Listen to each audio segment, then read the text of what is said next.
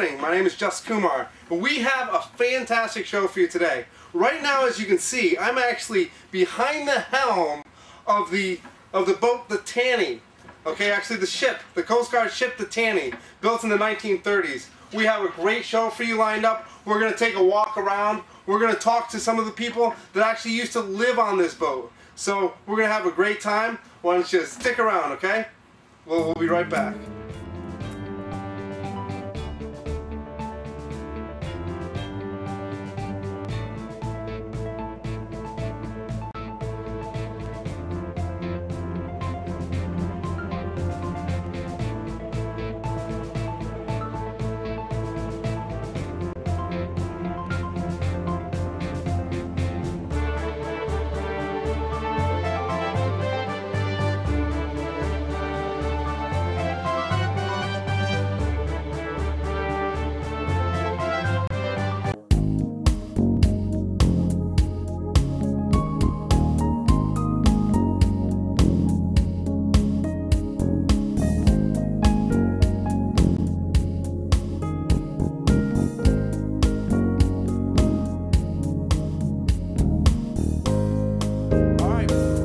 With you as promised, we have Patrick Acquia. Did I say that correctly? Correct, you did.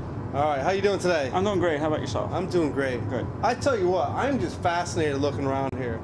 This is an incredible boat we have here. This is the Taney. What's the full? The Roger B. Taney. The Roger B. Taney. Would be WHEC Coast Guard High Endurance Cutter number 37, the Roger B. Taney. Wow. Wow. Tell us a little bit about the boat. I mean, this was built, you said, in 1943? No, 1935. 1935? 1935. The ship was built in 1935. It was decommissioned December 7th, 1986. It actually has almost 50 years of active Coast Guard service. This has always been a Coast Guard ship. It has a long history. It's been to, it was the command ship at Okinawa for the amphibious landings. It served in Vietnam. This ship also performed the last ocean weather station patrol. This one did the last one. It was before satellite radar for weather. Okay. Different Coast Guard ships would patrol different areas of the oceans around the world and send the weather reports back. When we refer to this ship as the Taney, not the Roger B, but mostly the Taney. We also refer to the ship. This ship is 327 feet long and 41 feet wide. Wow. She draws about 13 feet of water. We actually, Coast Guardsmen, we refer to our ships by the feet. So if I was to tell somebody what ship I was on, I would say I was on a 327 foot long ship, or 327. They would know that I was on a Secretariat class Coast Guard cutter. Now you were saying this boat was in commission from 1935 when it was built all the way into the 80s. Well, actually it was commissioned in 1936. 1936, and it was in service until December 7th of 1986. That's amazing. It's a 50-year history. Correct. I mean, was that normal? Was that normal for boats? For the Coast Guard, it is normal because we, at the time the ship was in service, mostly it was Department of Treasury, and then it was over to the Department of Transportation. The Coast Guard being the 5th military service, but not under the Department of Defense control, the funding is a little bit more different. We fall under roads and taxes, so we're kind of like the last service to get anything. The thing that really strikes me is that the technology from 1936 was able to last that long. When I'm looking around the boat and I see like the engines in the back and all that stuff, was that built back in 1936? Yes, a lot of it have been. A lot of the engine parts have been redone. Our boilers have been relined because we are a steam engine. Yep. We have two, and they actually have names. The crew members on here are named Huff and Puff. Good name for a steam engine. Yeah, that sounds like it would be. Yeah, the name of our boilers. Those are originally been rebricked and everything like that. Some things on the ship had been updated in the engine compartment as new technology would come on, but basically it's a basic 1936 steam plant. Wow. So is the engine very similar to that of like a steam locomotive train back in the 30s? Yeah, except it would be a little bit more detailed because of size. Our size compared to just our boilers alone would probably be 3 locomotives, just our one boiler in space. Wow. To make our horsepower. And then to go ahead and to fuel it, were they using coal like they did on the trains? We used number 4 black oil, which is an unusual oil in that it basically, the only way I can really tell you how it looks like is it looks like roofing tar or maybe real thick, heavy chocolate pudding. Wow. And we would actually have to heat the oil up before we could get it to flow through the pipes in order to fire it off to light the boilers. And from the boilers, we made all of our power, all of our cooking was done, all of our water was made, all of our excess power. Everything we used was made from the boilers. So the boilers, and not only did they move the boat, they also fed everybody and took care of all that stuff too. They ran our little city here. That's amazing. A little city. Little city. So how many people were on this boat at one time? Well, during World War II, it was about 260. When I was on here in the early 80s, it was just about 130. In the early history of the ship, World War II, most of the crew members that were on here were for the gun crews, because we had much more. We had 3 more cannons beside the one we have on the bow now, anti-aircraft guns. So most of that was the extra people that we needed for the gun crew. After that, because almost all Coast Guard weapons were for self-defense, we went down to 1 cannon, and naturally the number of crew members needed to run the ship also shrunk. Yeah. Now, new Coast Guard ships that are at this class configuration actually have even less people, because they're diesel and they don't have a boiler room. We had to have basically 2 engine groups on here. You had the boiler men and you had the engine men. So on the newer ships that are diesel, there are no boiler men needed. So that would take another 10 or 12 people out of the crew. Very interesting. Very interesting. You know, I heard that this ship was actually in Pearl Harbor. Is that correct? Well, it was a little bit off from Pearl Harbor. It was at the power plant because there were so many ships at Pearl Harbor. There just wasn't any room for the Coast Guard ships. So we were actually, this ship was actually docked over at the power plant with another Coast Guard cutter. Wow, and this is during the attacks of Pearl Harbor, 1941. This ship actually opened up fire on the Japanese, and it is credited with this and the other Coast Guard ship were credited with saving the power plant, which was sorely needed at the time. Wow. One of the things that we feel that the reason the Taney saved the power plant was because all Coast Guard ships are painted white. And the Japanese did all of their information on Navy ships, which are painted gray. Yeah. And when they went to the power plant, the white ships started opening up, and they had no idea why these ships were shooting at them. So it threw them for a minute. Wow. That's one of the theories that we have as Coast Guardsmen. That was why the ship. But she fought her way out. She stayed in Hawaii for about another 2 years till the fleet rebuilt, and then she went to the Atlantic, where she did 3 convoy duties to the Atlantic. After that, she went back to the West Coast. Okay. This ship was really called the Queen of the Pacific. She spent most of her time in the Pacific and then back to the East Coast. She's one of the few Coast Guard ships that it seemed like, I guess, every decade she was moved to another coast. She went back and forth. So this is really a ship that has served around the world. Wow. So besides Pearl Harbor, has it seen any other battle or hostile type of conditions? Well, this ship was reconfigured, and it was the command ship at Okinawa for the amphibious landings. The ship went to well, the amphibious landings, you're talking about the airplanes with big pontoons on the bottom? No, we're talking about the Marines in the landing craft and going to the beach. That is the amphibious landing. Okay. And most of your war movies where you see them in a little boat and they're heading to the beach to drop the thing. Yes. And they run up shore. This was the command ship. A Coast Guard ship was in command with a rear admiral from the Navy, was the command ship for all of that. This ship, the orders were given about which boat goes next to the beach from here. When this ship was at Okinawa, in 30 days it was attacked about 120 times. 120 times? Correct. Wow. Wow. And it stood strong. Did anything ever happen with the boat where it was an emergency condition? Well, any kind of history like that? I'm going to tell you, the ship was at Pearl Harbor, it was at Okinawa, it was in Vietnam, 50 years of service. No American has ever died on this ship. Wow. In all of the battles it's been in, no American has ever died, and we're kind of proud of that fact. That is pretty wild. It kind of lives up to our Coast Guard heritage of saving. Yeah.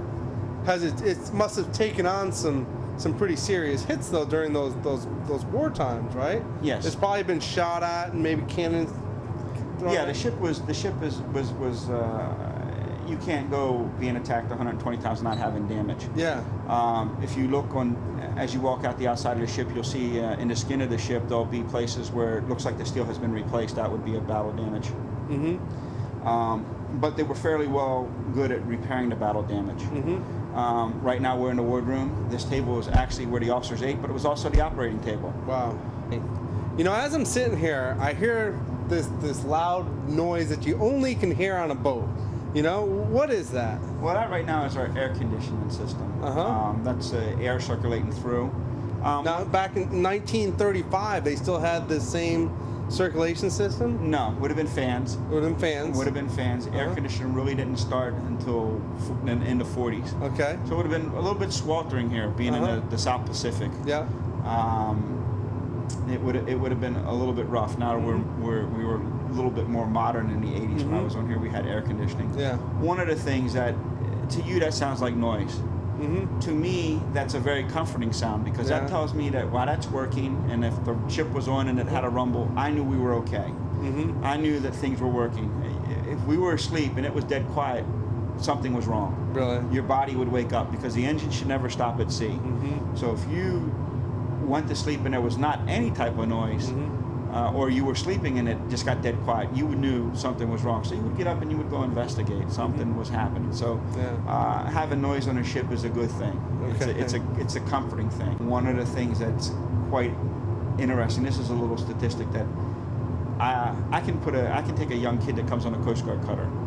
After 2 years on a Coast Guard cutter, just in general knowledge and responsibility, I would put that kid up against any E5 in any other service, just for knowledge and responsibility. Really? Because on a Coast Guard cutter, or in the Coast Guard in itself, we're such a small branch with the people that everybody has to know everybody else's job. Yeah. On a ship, I had to know how to be a fireman, how to be a dishwasher, how to be a painter. I had to know so many different skills. I had to have at least a basic knowledge of how an engine worked. Yeah. I had to know so much more stuff than just my job that it was amazing. Would you have to know how to drive the ship? Absolutely. Yeah. Absolutely. Did you ever have the opportunity absolutely. to? I was trained as the helmsman. Yes. That is one of the first things when you come onto a Coast Guard cutter as a seaman apprentice. From boot camp, you are taught how to. That's who drives the ship. They are at the helm right now of Coast Guard cutters all around the world, and it's quite unique to have that responsibility of driving a Coast Guard cutter. For myself, driving the Taney, that's an honor in life. Would you mind just give me an idea? I mean, what did it feel like? What's the size of this boat again? You said 327 feet long. 327 feet long. 41 feet wide. 41 feet wide. So you're getting behind the helm of a boat that's 341 feet long, right? 327. 327 feet long, Correct. 41 feet wide, and you have over 120 people in the boat, in the ship, and you're responsible for directing it. Correct. What is that like? I mean, that's just got to have a great sense of accomplishment when you reach that point. It is the ultimate driver's license you can ever have. How about to turn a big ship like this? Wow, this ship, I have to say, of all the ships I've ever driven, the helm on this probably had one of the best responses. It was a little slow when she started going, but when she started to move, this ship would move. Really? And she could complete a turn very, very well. This ship was designed for rough weather sailing, but when it was nice weather, it was like driving a Rolls Royce. Yeah. It was like riding a Rolls Royce. It could just have one of the smoothest rides of any Coast Guard ship I was ever on. Sure. Well, it must have been scary at that particular moment, though, right? Afterwards, it was scary. It was a little scary at first because you didn't know what was happening, but then once you knew, then you got scared. Yeah. And then you did your job. Yeah. All about the responsibility.